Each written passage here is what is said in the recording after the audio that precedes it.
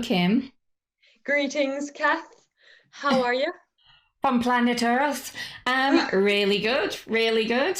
What have you been up to this last few days? Well, I've been getting deep into the submissions, that's for sure. Getting the Mm-hmm. lowdown. I am just like, this show is going to be absolutely epic. Like, round one was crazy cool. Round two has just gone next level times 1,000. So I'm very pumped for people to see today's episode. What have you been up to? Well, celebrating your birthday, wasn't it your birthday? Oh, yeah. Yep. How old I were you, turned Kim? 12. It's a secret. I don't 12. want the whole globe to know, mate. She's a baby. I'm the old lady in this relationship. You're the wise one. I am the wise one, the old wise owl. Yeah, really good. Again, just soaking it all in, reviewing these submissions that came in over the weekend. They were great. So, yeah, Yes. looking forward to showcasing it. Yeah. Well, everybody, welcome back to the show. It is brief number 2. We're on episode 9. Shit's about to go down because these submissions are awesome. Basically, this is a learning design competition where people take on a brief. This brief's pretty cool. Can't wait to introduce it to you. And they say, this is what we think is the best learning solution for you, Mr. and Mrs. Client. So yeah, basically it's running in conjunction with the learning conference. It's pretty special. It is a place for learning designers, created by learning designers. One of the topics I want to talk about today that is happening, because tickets are on sale, it's making creative learning videos. And it's basically going to be James Bellavander, very cool guy. If you've seen him on LinkedIn, he does all these quirky videos. He takes his videos to the next level with like really good graphics and stuff like that. But his session is basically going to go from stakeholder kickoff to the sign off. What's the process? He's going to show you videos and how he got there and made really cool ones. And then you're also going to learn like brainstorming techniques, stakeholder engagement, copywriting, storyboarding, and how to edit, and tips and tricks on all of that. So that's really exciting. Woo! Just one of the epic sessions that is happening at the Learning Conference. But let's get into the show and introduce our guest for today. Let's do it. All right, all right.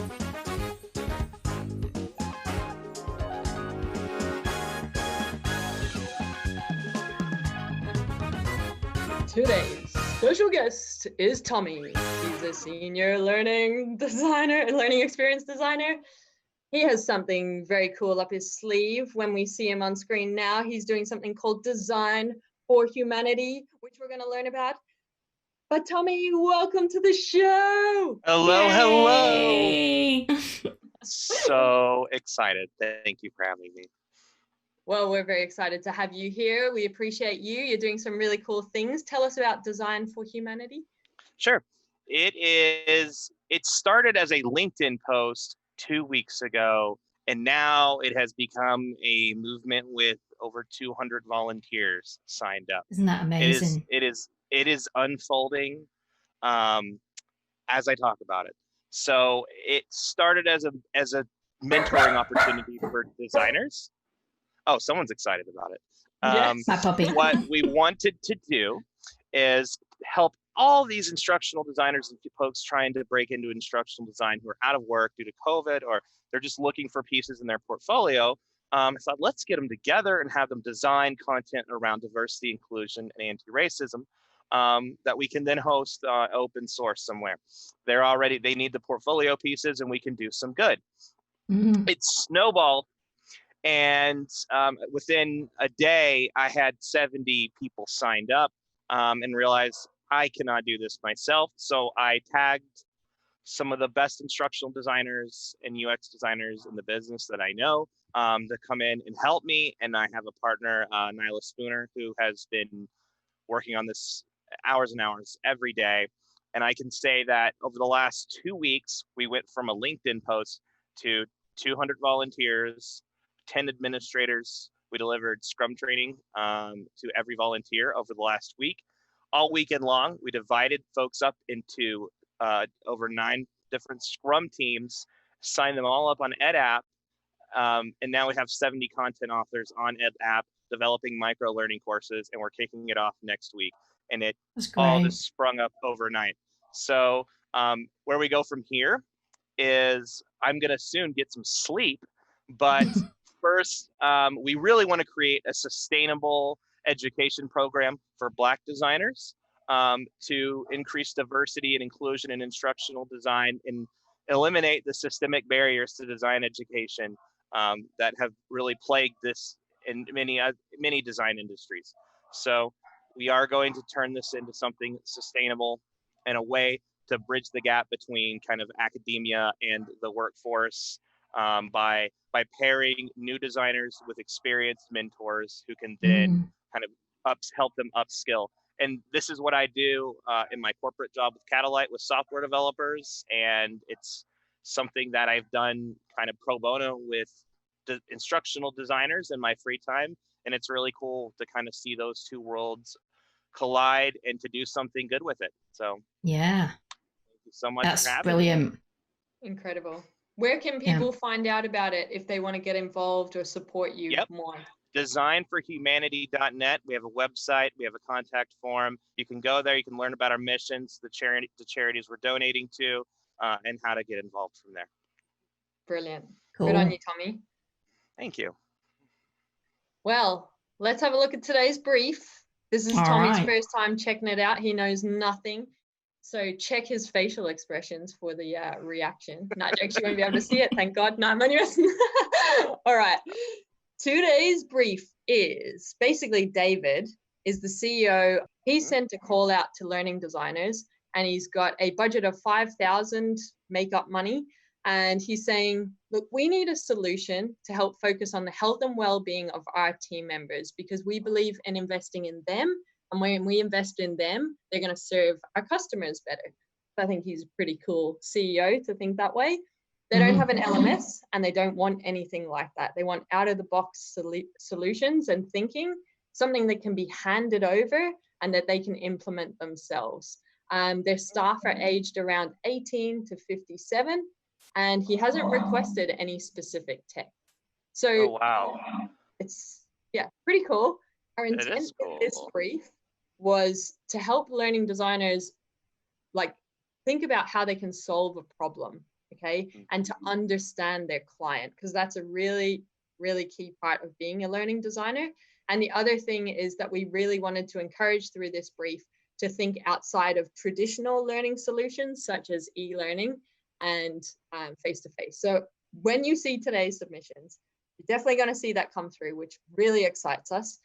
Let me let you, Tommy, know about the criteria, but also for the voters at home, because they get to vote on their favorite designers and solutions. So what we were looking for is, number one, can it be achieved in the budget? So 5,000, we'll say US dollars, Aussie dollars, whatever of your currency. This is based on your personal opinion and your experience. Okay, so it's not like legit, but it's just kind of have an inkling. Second criteria is the look and feel. So we're looking at first impressions, use of color, fonts, typography, layout, and is it easy to navigate? And then the third thing is, does it solve the client's problem? So does it work in their context? Does it meet their needs of the business? And does the proposal that they put in their submission demonstrate that they understand the needs of the client? So that's kind of what we're looking for in these solutions.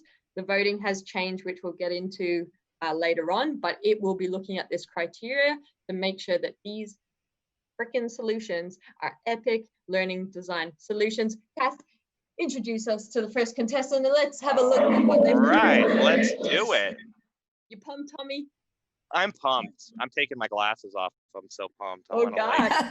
I know. Well, they filter blue light and I want to be able to see the color palette really clearly. All right, so we have got the first submission from Andrzej Jablonski. I love your name, Andrzej. I've been saying it over and over again with this weird kind of voice mod.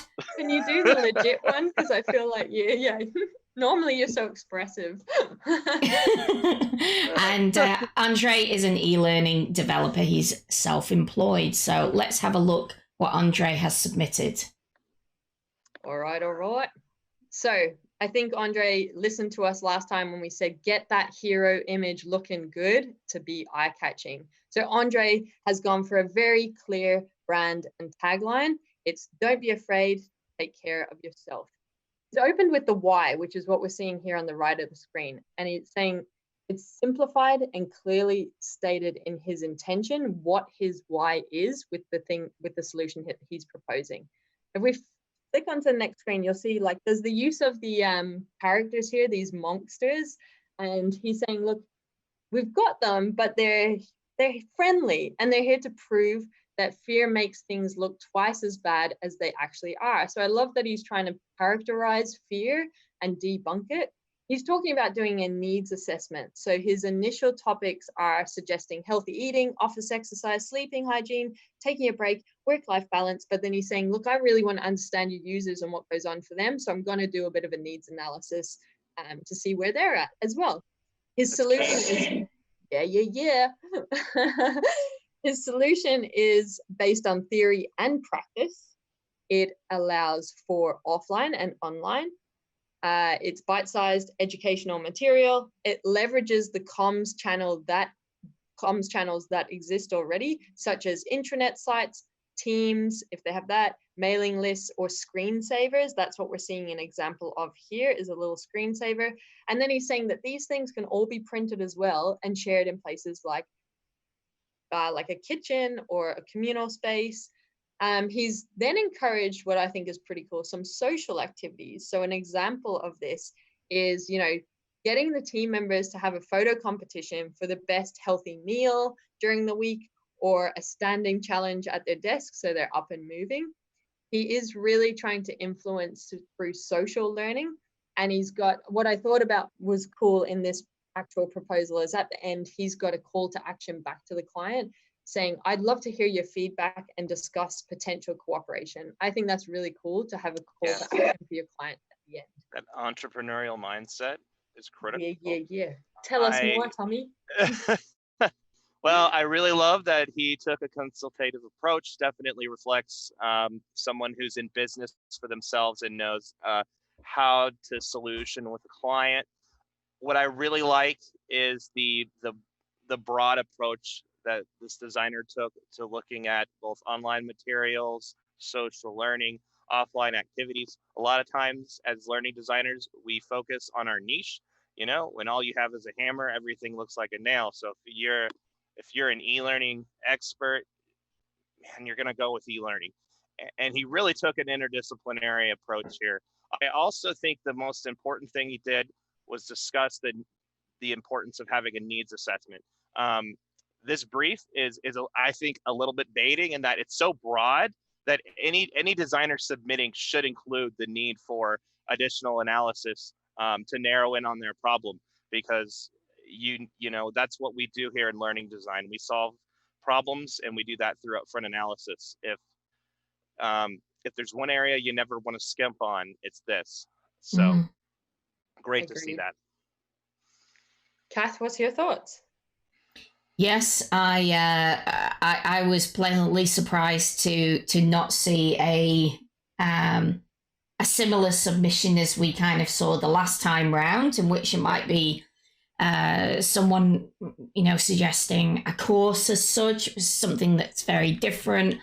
I love the screensaver thing because, Kim, we've talked about this before, and things like that, changing wallpapers on computers and things.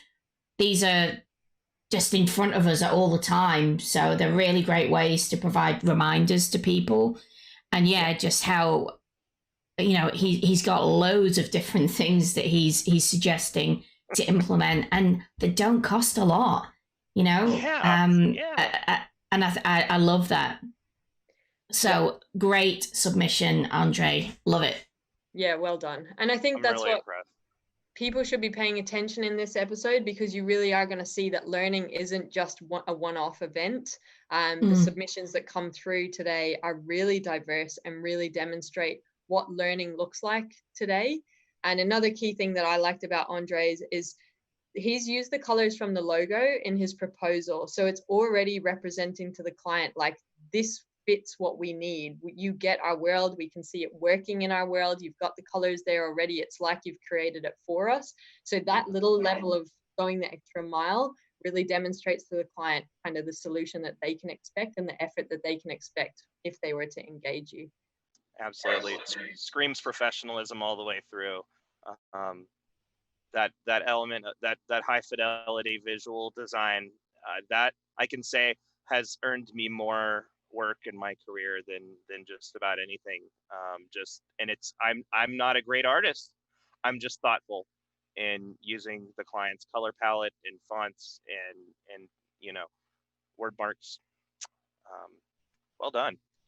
Yeah, well done, Andrzej. Woo! Yeah, I always say that if you can basically use these assets well, it says so much to the client without you actually needing to say, I understand your brand. Yeah. So we just gave them or the brief, just provided them with the logo, and they've really done very well. Andrzej, great job. Okay, so our next submission is from Marwa, and she is a designer. So let's take a look at what she submitted. All right, we have got the games corner. Dun, dun, dun, dun. Like, it needs a little theme song, I reckon, but I won't torture your ears, viewers at home. So why she's saying a games corner is pretty cool is because games change your state. And they give a sense of achievement, and they also raise team spirit. I think that's pretty clever to consider. And that she's also pointed that out to the client as well, because not all clients get the why. And that's our responsibility as learning designers to communicate that. So she's saying you could have things like arts and crafts there, paper to do origami, and card games. And all of this is good for morale, and it gets the most from the break. So she's saying, like, if you have a lunch break or whatever, let's really take a break from work. Don't eat at your desk. Go do these activities that are good for you as a human being, because when you do this in a workplace, it increases productivity. So the organization is actually rewarded at the end of the day. These kinds of things that she's proposing, they are inexpensive. They don't need to take up heaps of space. They can just sit on a lunch table or something like that. And then she's also saying that, let's have a series of emails or something that goes out to employees saying, hey, come join in for this fun activity that's happening on Thursday at 12 p.m. or something like that. So, Tommy, what do you reckon? I think we see a lot of strong elements here. We see both offline and online activities, low-cost solutions. If I was a client, I would be glad to see the thoughtfulness that went into this solution. I really love games. I think they, like you said, they kind of break our reality a little bit. They kind of take us into a place where our minds are a little more open to learning. It gets those wheels spinning. We're not focused on what's coming through our email and our text messages, and we're really in the moment when we're truly engaged with the game, and that's a powerful opportunity to create learning. So hats off to this designer for incorporating that. And another thing I really love is that forcing people offline to play games, that reduces screen time. And as someone who is in front of screens constantly, and I'm sure most of us are, that is so powerful and so rejuvenating. So I think it's wonderful. Yeah. Kath?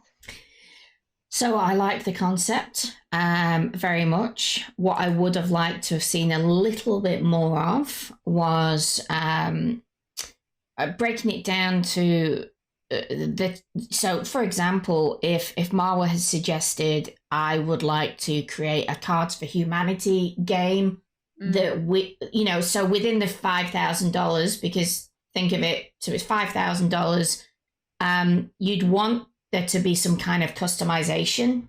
And it could be that was the thought that Marwa had, just hasn't been articulated, but you could still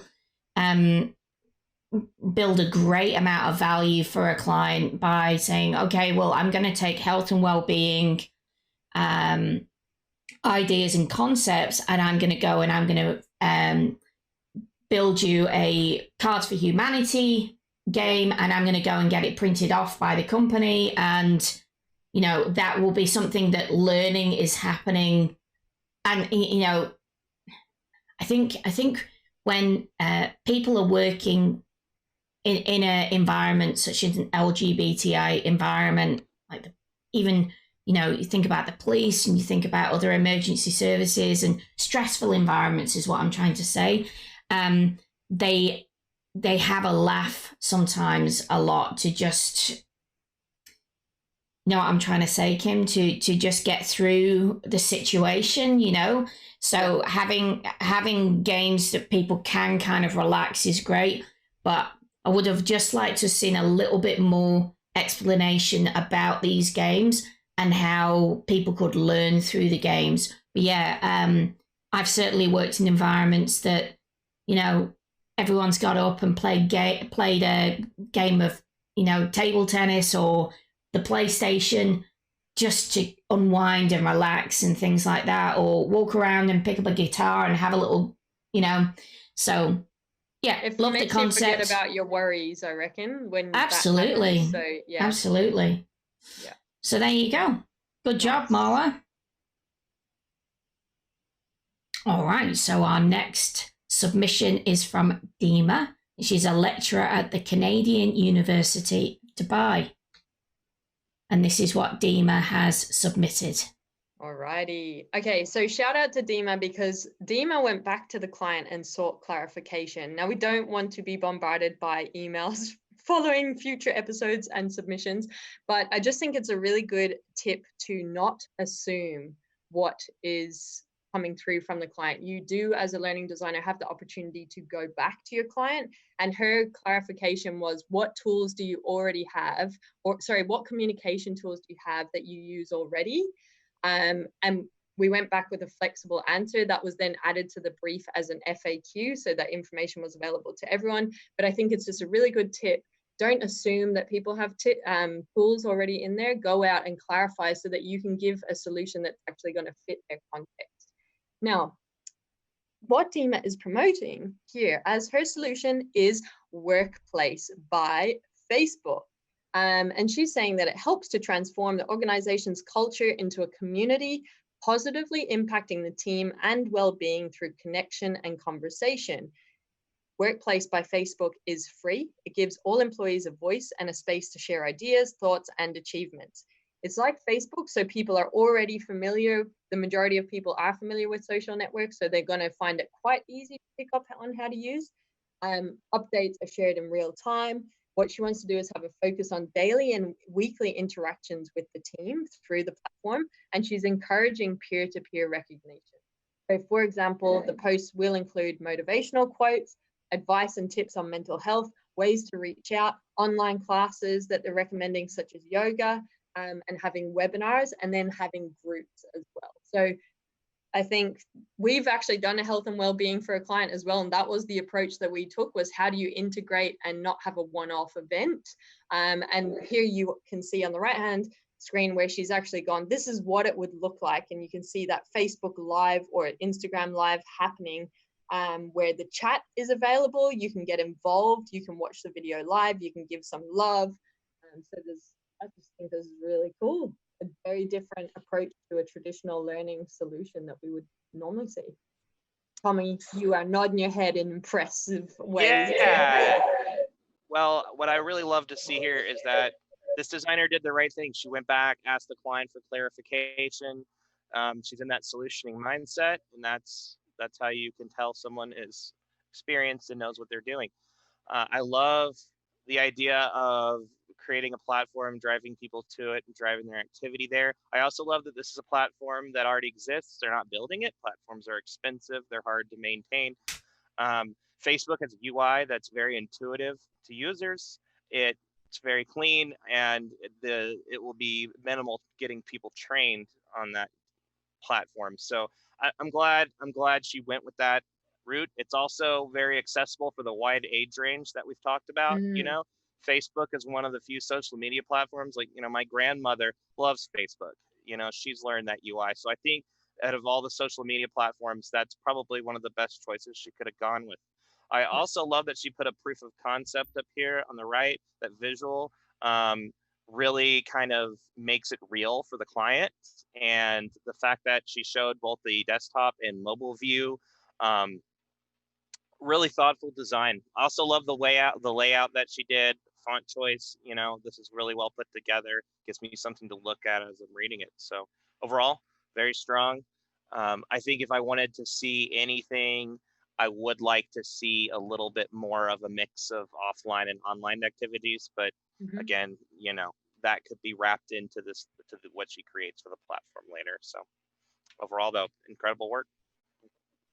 Nice work, Dima. What do you got, Kath? Yeah, I like that, the kind of posts and things that she's trying to implement through workplace. They're a bit like golden threads. I always use this term. She's changing the culture within the organization. So if that's an organization that maybe hasn't had some of these, things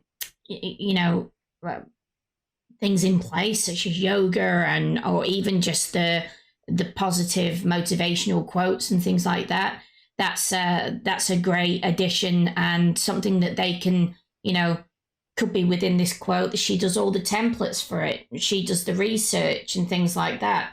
And then all they need to do is literally just use these templates, follow it, and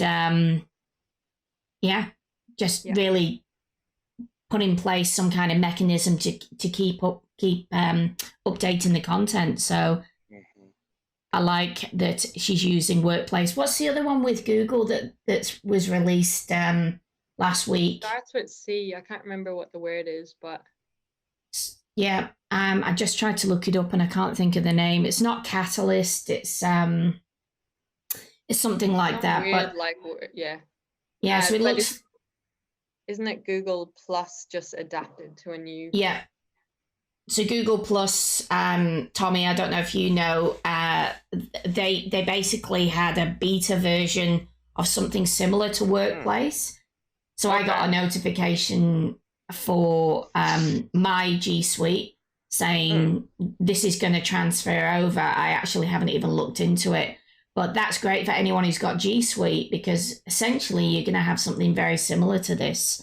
So, and I just bought G Suite for Design for Humanity, so I'm going to have to check it out. Yeah, absolutely. Absolutely. Cool. And this was actually a second slide that we didn't focus on. Let's talk about look and feel. Okay, I have to just say that the best thing that you can do as a learning designer is paint the picture for your stakeholder, because we are creative, we solve problems, we have the vision in our heads, but what we need to do is be able to articulate that to the client, because they're not always there. They might be left brain thinkers, they could be very process driven, only ever have worked in a Word document. So what you want to do is really demonstrate the end result that you're trying to paint that picture of. This is what your solution is going to look like, because if they don't have to guess anything, it's easier for them to say yes. I feel like that's going to be a quote, just my little rhyme there. But yeah, that's what I have to say. So this is really cool that she's done that. Yeah, she did a really good job too of not making it too wordy. That's like when I look at portfolios and samples and layouts like this, designers like to over explain things, and she lets the screenshots kind of tell the story and just kind of throws in, some guiding text there so that you know what's happening. But overall, yeah, really strong presentation. Definitely did her homework on graphic design and UI design and laid out something nice for us. This looks like what a professional graphic designer would put together to pitch a UI for an app. So yeah, nice work. Very good. Sounds Dima. good. All right. So we now have Rachel Hudish, who's an instructional designer at the Graduate School USA. Let's have a look at what Rachel submitted for us. Alrighty. What we have here, I think this is a really interesting and good take on this, because we're talking about human beings, right? Mental health, well-being, that sort of stuff. Now, what Rachel is proposing is an evidence-based behavior change support application. So I think when we talk about human beings, the evidence does speak, especially when it is this kind of topic. And it just adds credibility to your solution. So she's saying, look, she wants employees to opt into a subscription-based program. There's two apps, there's ginger.io and there's also WellStep. She's put in the pricing for, like, say if 20 employees go through it and the licensing for a year. But what she's saying is, let's not recreate the wheel. Let's use these programs that already have the stuff that you need built in. So with ginger.io, you can identify patterns of anxiety, stress, and depression, and it allows for video calls and text counseling. And then with WellStep, it's a personal health assessment, and you can participate in campaigns and challenges with goals and rewards. So I think that's quite unique in terms of, and it aligns very well to, like, if you've ever used a gym app, and not that I have because I don't exercise, but I've seen them on the App Store. and what she's talking about is evaluating the current HR policies and the EAP provider and incentives and programs to look at reducing costs. So she's going, what are you doing already? What's working? How can we improve them? And then she's also included other ideas such as a guest speaker for lunch and learns, time off to actually volunteer. We all know that giving back and helping others is very good for human being morale, or we may not all have known that. It is out there now as some evidence that has been put out by a scientist or some researcher in the world at some time. She's encouraging open door policies, encouraging work-life balance that is role modeled from the top down. And she also wants to have a Facebook group. She is also in here, she's demoed research with the why, and she's sharing how the solution reaches the industry suggested recommendations. So she's kind of going out there saying, these credible organizations are saying, this is what you need for health and well-being in your organization. And she's aligned her solution to that, and she's demonstrating it back to the client. And then she's saying, I'm going to do a 90 days comms plan for this. And also I'm going to offer a 2-day company retreat.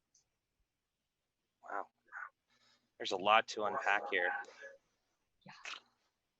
There is also Want me to throw to Kath first so you can have some time to digest? I'll put her in the awkward hot Kat, seat. you go first this time. Let me look at the slide too. Before you go. Yeah, I had a look at Ginger and never heard of it before. And I think this has been one of the nice things about the show, just learning all these different tools that are out there. It's been really, really interesting to see either what research people have done to find the tools or that they may be using them themselves. But it absolutely makes sense. If there's a tool, I just went on there. The user interface is absolutely stunning on Ginger. Kind of reminds me of those Google, was it Garage? Anyway, just beautiful UI. Love the kind of mechanisms of being able to chat to a mentor or being able to jump on a call or just be able to read interesting information. I mean, for $5,000, why would you reinvent the wheel when you've obviously got specialists who are out there working on this and you can just jump on board with a subscription base? So yeah, I liked the look of Ginger a lot. WellSteps I also looked at. It didn't draw me in the way that Ginger did, but obviously the price point is very different as well. But I like that she's supporting it with 90 days afterwards. So yeah. I think, Kath, I think you nailed it from the design standpoint. I guess I could kind of speak to the proposal itself. I think she did a really good job of researching solutions, including pricing information, what they would cost, backing up her claims with actual research and best practices. So she took things a step further than I think I've seen anyone else do, and say, well, what are best practices for health and wellness? Not just my opinion of what that is. What is the industry standard? Because that's very important to an organization. This is someone that I feel I would be comfortable consulting with and solutioning with as the business, because she's very thorough. She's familiar with the RFP process from the language that she's used here. So very strong there. I think actually my only critique is kind of in how this proposal is laid out. I find it a little bit difficult to read the text because of the contrasting colors in the background. So I would just recommend on any designs like this really think about readability, of your end user, and just the sheer volume of text. That's a lot to process. Whereas I felt some of the other designers, they did a good job of kind of understanding that, as a business owner, I'm going to be looking at this and trying to kind of take in that entire page at once. So make it easy on the eyes. But the overall, the fidelity of it's incredible. And I think she did a wonderful job here. It's really hard, isn't it? I have liked, I mean, as someone who is gay myself, I like that when I see the little touches that she's showing. I understand who this end user is. This is the LGBT community, but sometimes you don't have to use something as harsh as like that background image. You could just use a little, pride flag or something like that. Right. Just as an icon, you don't need to use that. However, I do like the nod. At least she's showing she understands it without putting it in the body text. So the symbolism is really important, definitely. Absolutely. And she doesn't have to get rid of that, just to increase the opacity of those text boxes in the background, make them a little bit. Maybe, just play with that. Maybe even increasing that 30% could make a dramatic difference. But it's those little things, readability, and then just the sheer the volume of text.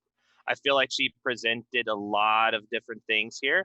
It took me a long time to kind of understand, okay, where the call to action and the solution. So, that's one thing when pitching to always consider.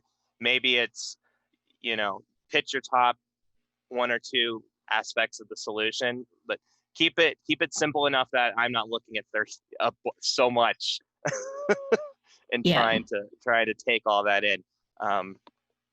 That makes sense. Good job, Rachel. Yeah. We'll have a look at Ghislaine, who is a process designer and facilitator, and she's self-employed as well. So let's have a look at what Ghislaine sent through. Oh, all right. This is beautiful. So you've got a very clear brand yourself, Ghislaine, looking at brief 1 to brief 2 of what you like to present back to the client. And I think that's nice. That's your personal brand. That's really important. So what you are looking to, or what you're proposing, is you want to solve the heart of the issue by using surveys to understand what is actually going on at lgbt.me before she even gets into it. And she wants to assess the perceptions by focusing on equality and well-being and social cohesion. So her whole focus is really about empowering employees. She's got this cool little slogan that is doing well, feeling good, doing good, feeling well. So I think I really like that. I like when they have like a tagline or a brand or a theme for what their solution is going to have. She wants to put as well emphasis on reflection. So she's used some stats to draw attention to discrimination of staff in nonprofits and also based on sexuality. So she's going, I get you guys. And then what she's saying is she wants to open with a discussion around, having basically her solution is we identify the problems through assessment-based group reflection. So she's going to run this kind of session. And she wants to have it through topics such as, the recruitment process here, getting and keeping great talent within our organization. What about the organizational culture as well? And then she's saying, well, let's create tools. Let's have question cards that facilitate group reflection. So we're really going to the heart of the user and asking them what they need and what they believe will help improve LGBT.me. Then it's about an action plan for improvements. And basically the last step then is making it happen. And then throughout, you've got these two characters with, you can see the quotes, where she's actually using quotes to reinforce why her solution is a good approach. So she's gone to these authority places to build credibility and say, this is what they're saying is really good. This is how my solution reflects that. It is so beautiful. I am a sucker for a really, really nice design, and this is just beautifully executed. Um, I think, I sound like a broken record here, but she really approaches this with empathy and compassion and great care, for the subject at hand. This is in the LGBTQ community. There is a lot of issues of discrimination, and especially, and I know I've worked in a nonprofit. It's there can be challenging situations. So I love that she took this from a perspective of compassion. She also focused on user research and not trying to solve the problem, but figure out what this particular organization's challenges are and what its needs are. She really sees the group creature of this organization as something that could be very unique. She also takes the mental health perspective too. She looks at wellness as not just physical healthy outlets, but actually increasing the well-being of the organization as a whole, the mental well-being of the people working there, creating safety, all the things that you need to put in place to bring about true health and wellness overall. So well done. And I'm astounded. I love the artwork. Yeah, no, I love the artwork.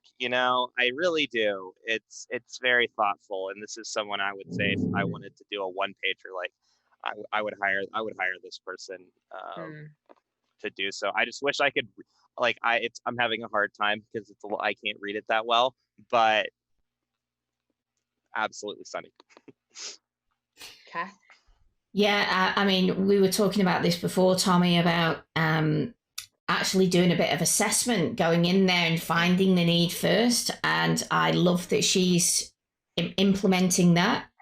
It's really interesting with this whole with the show that we actually had a couple of people call out to us and say, I'm not really strong on design. I'm an instructional designer. Now, this is an example of, well, it looks beautiful. So I'm not saying that Ghislaine is not good at design, but you don't always have to mock something up. This to a client says so much. The way that she's formatted, the way that she showed the breakdown of, she's got her response in there, but she's got each step. Here's what I'm going to do. This is what I've been looking at. This is what I think are going to be the interventions that I think are going to be great for your business. So I really love it. I think it looks great. Again, looks beautiful, but the way that she's approaching it is a little bit different, where she's actually not giving them a solution as such. She's saying, this is what I'm going to do, and we will identify the solution through this. Yes. Right. So I think that's brilliant. Yeah. Brilliant. I think what's really clear in this submission is, and we see it in a few of the others, is how you respond to your stakeholder saying, we need your help with this, is you should apply instructional design to how you present your information, your solution back to them. So if we break down what she's done here, she's chunking information, There's a clear kind of journey on the page here. She's using things like icon and imagery, and the arrows take you on a journey. So there's instructional design being applied, but there's also graphic design principles being applied. So I would always encourage you as a learning designer, when someone comes to you and go, we need your help, respond to them and apply instructional design in the way that you actually respond. Yeah. As Matt Mason said in his session of the show, he basically said people are drawn to things that look beautiful. We know that. It gives that client so much more confidence that they've got the right person on board. If, this early stage, it can be presented well. That's what I always say to clients, when they say, oh, this looks great. Well, if I can't present this well at this stage, what faith are you going to have in me that it's going to be good later on? Yeah, absolutely, Kath. And good doesn't have to be. Oh, I love Jonathan Hill. I'm so glad he submitted. Yeah. Sorry, but I was just gonna say, beautiful design doesn't have to be expensive. It doesn't have to be hard. It can be done with No. squares and rectangles and 3 colors. Just learn about the basic principles of graphic design. I can't draw to save my life. I cannot draw. My wife is a fine artist, but watching her, I can go, you know what? I can thoughtfully put together something that follows the rules, Yeah. Anybody can. There's some, I actually have a really great book right here. It's called White Space is Not Your Enemy. And it will take you through everything you need to know. It's like my little cheat sheet for design. So there's a few that one, the other one, the non-designer's design book. Most of us have all read that one about carp, but those basics, if you can just execute those basics, that will take you so far. Absolutely. Nice tips. Now, Alright, Jonathan, he is a digital learning manager at Commercial Express. I love Jonathan too. So let's jump in and have a look what he has proposed. And I actually love this. So anyway. He's got a you good, have better, to best. settle your biases, ladies and gents. I know. All right. I know. Jonathan is presenting WordPress. He wants to encourage a two-way conversation with staff about mental health and well-being. He says that WordPress can be quickly updated and gather anonymous data on staff's health and well-being. He's going to use LearnDash. What he's actually got here is 3 options. So there's like the entry level, mid-budget, and pushing the budget. And I think there's nothing wrong with doing that in terms of going, just because they've said 5K, if you can go, this is the best solution for you, clients can be swayed. So the first one is just Teams. If they have an account, it's got bespoke branding, and he's going to use animations and GIFs. The second one is basically a responsive WordPress with Elementor Pro, and he's going to use polls, post alerts, and user stats. And the last one is he's saying, let's do that plus LearnDash as a learning record. What is it? LRS. What does that stand for? Learning record store. People are gonna crucify me. He's saying like topics are that he wants in there are health and fitness, mental health, relationships, and finances. And he's also going to encourage the use of a quiz or survey tool to really understand what people are interacting with and what they care about. Yeah, and it'll be basically on their site. So we're having a look at he's presenting this example here that you're seeing there is like this. He's got today's conversation and he's saying, when did you last exercise? So he's trying to encourage that, where are our employees at with their health and well-being? Because then I assume that he will, actually I shouldn't assume. Yes, that is all I have to say. Mm-hmm. I like his plug for LearnDash too.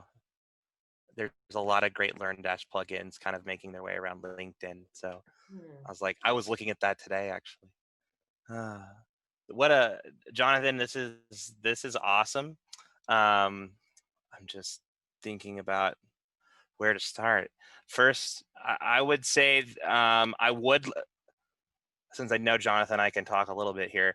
I would have liked to see more solutioning and kind of more, again, that need for analysis up front. That could have been very beneficial here, especially when you're pitching an LMS and a large system that's going to require ongoing administration, maintenance costs. We don't know if that's something that this organization has the capacity to support. So, I would be wary of scaring off a customer pitching an LMS and an LRS up front. I know that a lot of organizations, they don't know what XAPI even is. But it could definitely be a very important piece of the puzzle. I would see that as like the last piece of the puzzle. First, let's figure out what we need to do before we build a system around it. But overall, this is a solid solution. It looks good. I like that he mocked up the site. It has a nice UI. And I really like the "How are you doing today?" I think that's cool. I think he did a really good job with that. Yeah. As a data analytics geek, I think one way he could have. I'm XAPI obsessed. Like that's I'm building an LMS right now or an LXP with Catalyte internally. Like this is all I do. I would say one way you could pitch that is part of your analysis. If you set up that platform with that level of data granularity, you could really dive into the needs of your organization and make very data-driven decisions about health and well-being. And I would start first by pitching what XAPI and an LRS can do before trying to sell them on the platform and the cost and why they need it. You know, you have to really start with the why and what it can deliver first. That's those are my thoughts. No, that's really valuable like information for viewers, definitely to consider. Yeah, I feel the same way. I mean, it's a bit of a concern with the LearnDash solution. You know, when the client's already said it's not our thing, you know, they obviously feel like they don't want to have maybe things that are just tracked. They want to have other kind of things that are out there. So, you know, Teams is definitely a great way to go. But, you know, you're absolutely right, Tommy, because if this was the solution that they wanted to the Elemental Pro, you know, you can level up. It's kind of future-proofing a solution. If they do want an LRS later on, you can go, well, we can add LearnDash into WordPress in the future. But you know, I loved his how are you doing today? I just loved all of the different levels of colors of the pride flag. Again, taking it from the logo, and yeah. Looks good. Nice work. All right, let's move on to our next. Now, this was Maija, who is a UX designer, and unfortunately... Such a shame. She had a brilliant solution last time. She had a brilliant solution, so unfortunately Maija didn't submit. So you're out, Maija. I'm sorry to say. You've been eliminated. So... Bye. We'll move on to Ravindra. I always say your name wrong, Ravindra. So he's a freelance e-learning designer and developer. So let's take a look at what he submitted. All right. Again, I think eye-catching opening screen, which those first impressions are hit there, but let's get into what he's proposing. So drip-fed learning. And basically, it's going to be done through an email newsletter. And he's proposing MailChimp as the tool. So MailChimp is basically an automated emailing program that you can use. And you can see what's really cool in the back end is when you set up an email template, you can duplicate it and, you know, set it up for another campaign or another email message. But what's really good is the analytics. So you can see what messages are working and what messages aren't working, who's opened the emails, who's actually clicked on buttons within the email to go to potentially like a resource that you've said, go check this out if you're looking for a meditation app or something like that. So it really helps you understand, are people finding your emails interesting? What ones are they finding interesting? And then going and doing more of that. And then it is nice to make your emails, you can make them look really nice in MailChimp, and they don't have to be just text and dot points. It's quite easy to use. And it also keeps the momentum going, and this is not just a one-off event. And this is what I love about Ravindra's solution, is that basically he's saying, let's schedule these emails in advance. So he's going to use his time to write all the content for the emails and then schedule them. So it's like maybe they all go out on a Monday and a Wednesday and they're planned for the next 90 days. So I think that momentum of this well-being, you can't just fix it like, hey presto, you actually have to like, it's behavior change over time. So this is Ravindra's drip-fed learning email newsletter solution. What are y'all thinking about that? I'm from Texas, and actually most of my family does talk like this, and Oh, I really? do too Yes. when I go to the South too long. Hollywood, Yep. hit me up for voiceover acting anytime. Oh. Or you e-learning people out there? No, I'm joking. If you need an Irish woman, then she can do that. That's funny. That's funny. Okay, so what I really like about this is that MailChimp is probably something that's easy for this company to administer. It's not a complicated LMS or LRS. I feel like it's a manageable solution. It's something they could get almost anybody to work with. Everyone at that company, regardless of age range, is going to be using email probably. It's going to be accessible and familiar. So I feel like in terms of sheer accessibility, this is one of the stronger solutions. I like bite-sized learning. I have a short attention span. We're all busy professionals. It's easy to, get what you need out of this email and take action. I would have liked to. I think I would like to see in this solution a little bit more specifics around like how they're going to drive engagement within these emails, or just a little bit more about, okay, when you just tell me it's an email campaign, how is that learning happening? Are they just reading something? I don't know. I'd like to see how that interaction is going to play out and how they're going to drive, that learner to do more. Maybe incorporate this with some offline activities and some other stuff like other designers included too. But overall, in terms of sheer accessibility, I think this is really strong, and it shows thoughtfulness in terms of target audience. Yeah. I thought it was a good. Sorry, I was just going to say, don't leave your stakeholder guessing. That's what you need to do as a learning designer. There you go. Yeah. And I agree as well. MailChimp is great, but it is just a mechanism. So I would have liked to have known what he was planning to do with that mechanism.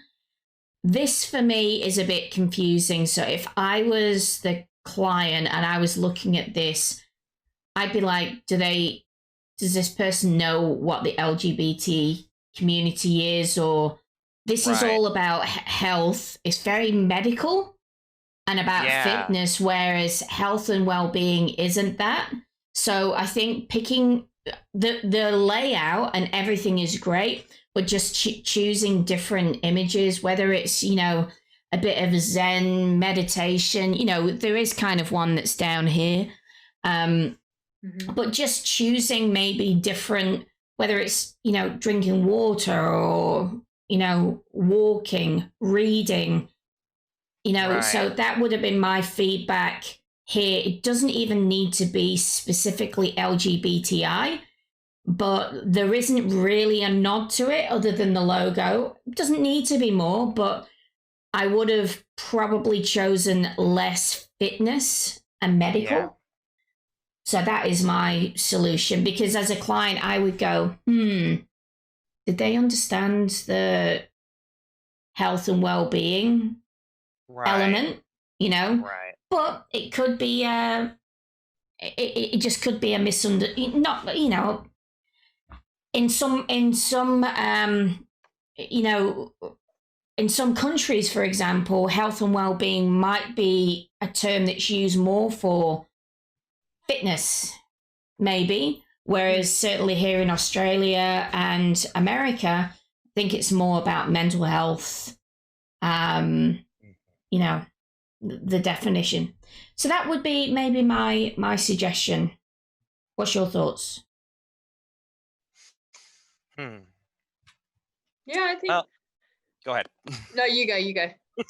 I was just going to say, I think it's about inclusivity and accessibility. And when I think about the office environment in that age range, like to me, health and wellness is not like, all right, we're going to go do CrossFit, like that's not really the right message we want to be sending.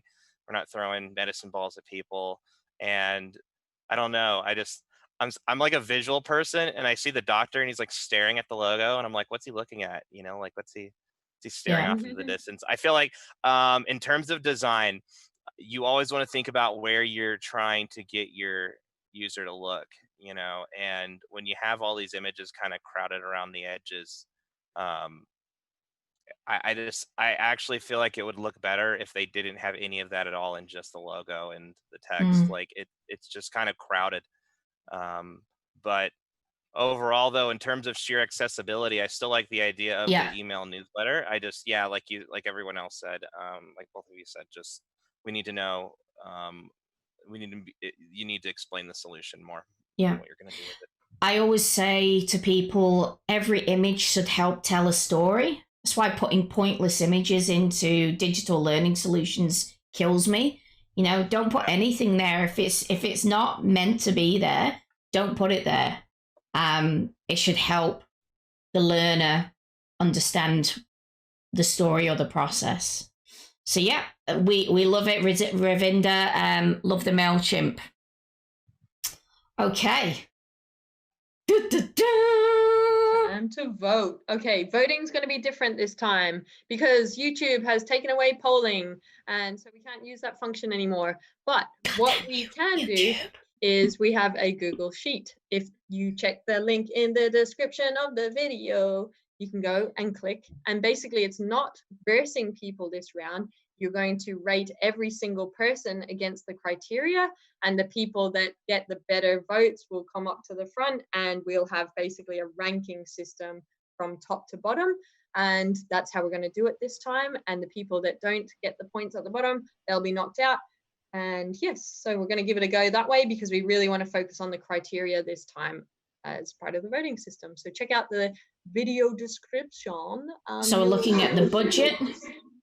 Budget, yes, and look and feel. So color, fonts, first impression, navigation, and then it's the instructional design side of things. So have they actually met the client's needs, and they demonstrate that they understand what they're looking for and solve their problem.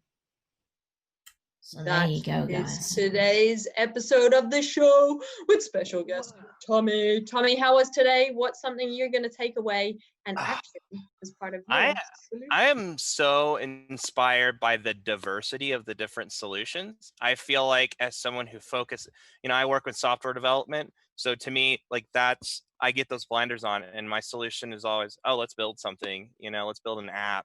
And seeing all these offline, analog solutions and low cost solutions and games, that to me really shows me that I need to look outside my current toolbox a little bit more, and kind of think in L&D in a broader way.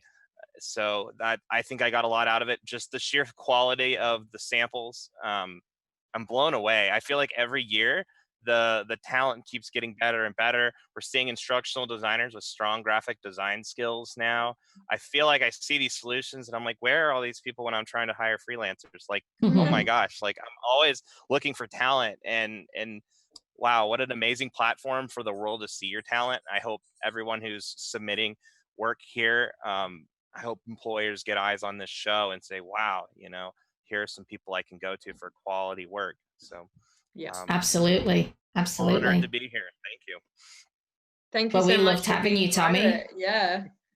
I think for anyone watching at home, like we're getting hundreds and thousands, those little sprinkle things you put in your ice cream. Yum.